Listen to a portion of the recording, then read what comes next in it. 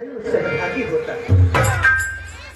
अरे हे सुग्रीव, जब से मैं तुम्हारे साथ इस ऋषिमुख पर्वत पर निवास कर रहा हूं, सदैव सदैव तुम्हारे मुख पर मलिनता दिखी है। हमेशा तुम भयाक्रांत दिखे हो। आखिर किस बात का भय है मित्र? निसंकोच कहो। बतला रहा हूं ना। हे नाथ बताता हूँ सब कुछ, मेरा एक और भी भाई है।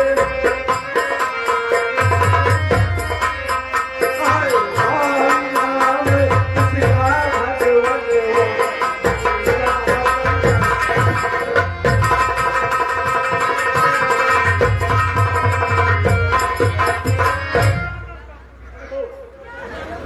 एक समय की बात है, मैं दानव का पुत्र आघात के समय में काली को लड़ने के लिए आगे खड़ा रहा। उसी समय काली से भी नहीं सहन हुआ, क्योंकि वो परम योद्धा था। उसने उसका पीछा किया नाथ, वो गुफा के अंदर घुस गया नाथ। काली ने मुझसे गुफा में जाते समय कहा कि अगर मैं 1 महीने के अंदर नहीं आता हूं, तुम लौट जाना, ये समझ लेना कि बारी मारा गया। प्रभु, इतना ही नहीं, मैं वहां पर 1 महीने बैठा रहा नाथ। बहुत बड़ी रक्त की धारा निकली। मैं देखकर आशंकित हो गया नाथ। मैं समझा बाली मारा गया प्रभु, और मैं उसी पर्वत से बहुत बड़ा शिलाखंड उठा करके गुफा के मुहाने पर लगा दिया नाथ, और मैं भागकर पंपापुर चला आया नाथ। इतना ही नहीं, गद्दी सूनी देख करके मंत्रियों ने मुझको वहां का राजा बना दिया नाथ। इतना ही नहीं, कुछ दिनों के पश्चात जब बाली आया, मुझे सिंहासन पर देखकर नाथ इतना मुझको मारा, इतना मारा, मेरी हड्डी पकड़ी। और क्या व्यथा बताएं नाथ, मेरी पत्नी को भी हरण कर लिया नाथ। यही मेरी कथा है, यही मेरी कथा है। बस सुग्रीव, बस अब ज्यादा नहीं सुना जाता। अरे भुजा धनुष का तलती है, मालूम मुझे यहाँ होता है इसके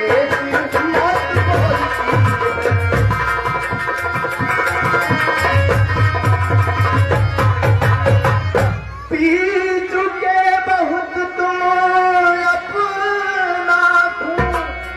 अरे अब उसका लहू पिलाऊंगा, सब राजपाट तीर तुम्हें मैं संध्या तक दिलवाऊंगा।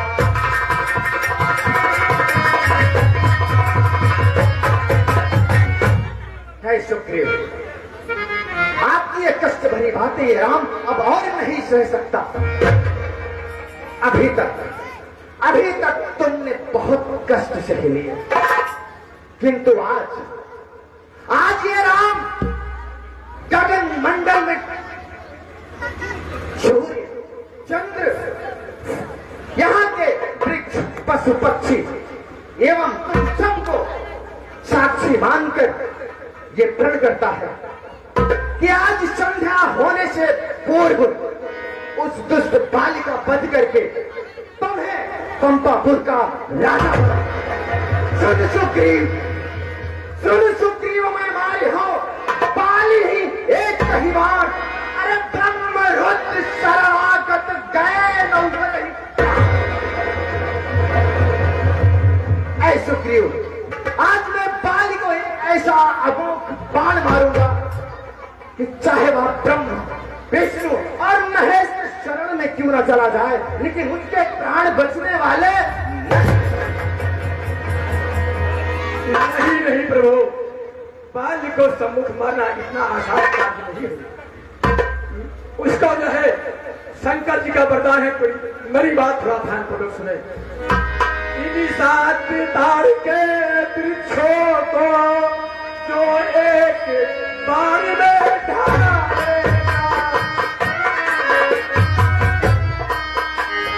जग ने यहाँ का रखा है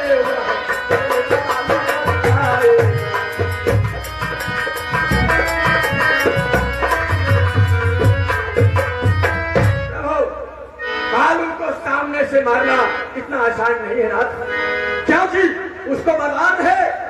जो कोई भी योद्धा उसके सम्मुख आके युद्ध करेगा, उस योद्धा का आधा बल काली के अंदर समाहित हो जाएगा नाथ। मित्र सुग्रीव, चलिए और बताइए कि वह वृक्ष कहाँ पर स्थित है? आप देख रहे हैं नाथ, एक मंडलाकार वृक्ष एक साथ में है। जो भी पुरुष एक बार में संधान करेगा वही पानी पर विजय पावेगा। चलिए अभी इसी समय में आपकी क्षमता का निवारण करें।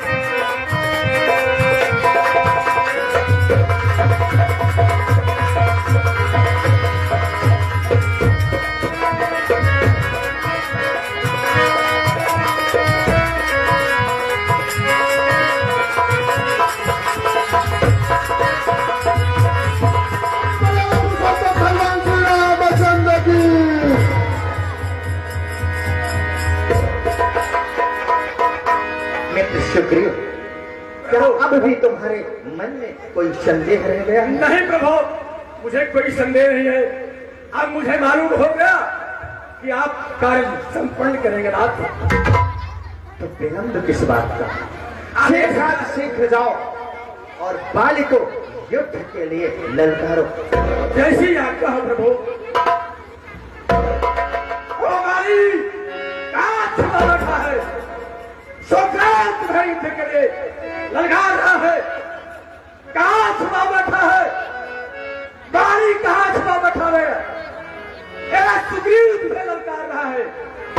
निकाल बाहर, निकाल बाहर, सुग्रीव से ललकार रहा है।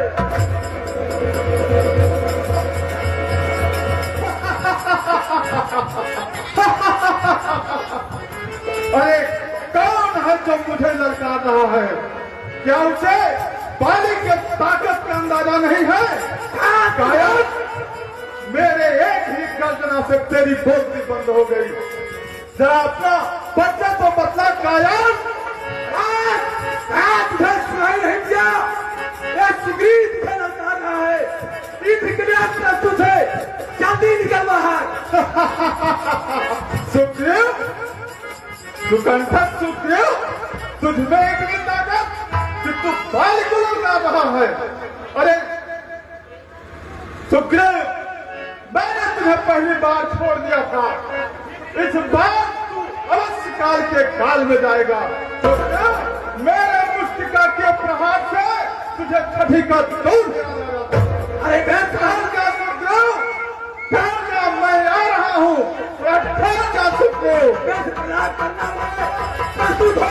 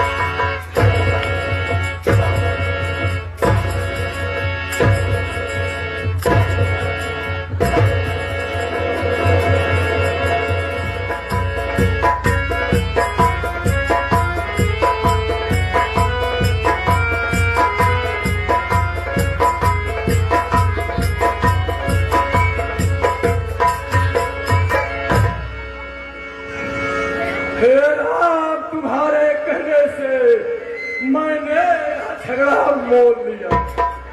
यमदूत मेरे लिए बाली, बल उसका मैंने अफसोस तुम्हारी बाजू पर, अफसोस तुम्हारी कुबत पर, मेरे बाजू लड़ते हैं ये। तुम खड़े खड़े तकते ही रहे, मुझ पर मुक्के। अरे वाह प्रभु, ऐसी मुसीबत में फंसा दिए नाथ, क्या बताऊं। इतनी मार पड़ी, इतनी मार पड़ी। आप तो दर्शक बने खड़े रहे नाथ। क्षमा करना में हे मित्र सुग्रीव, मैं नहीं हो पा रहा नाथ। मैं करूं क्या। हे मित्र सुग्रीव, प्रभु, मैं बार बार अपने धनुआ पर बाण चलाता था, लेकिन संधान नहीं कर पाता था, क्योंकि तुम दोनों भाई बिल्कुल एक जैसे दिखते थे। इसलिए मैं अपने बाण का संधान न कर सका। यह सोचकर यदि वो बाण कहीं तोड़ने लग जाता तो अनर्थ हो जाता। इसलिए मेरी बात सुनो। क्या है बात? लो, मैं तुम्हें एक बात बताऊं।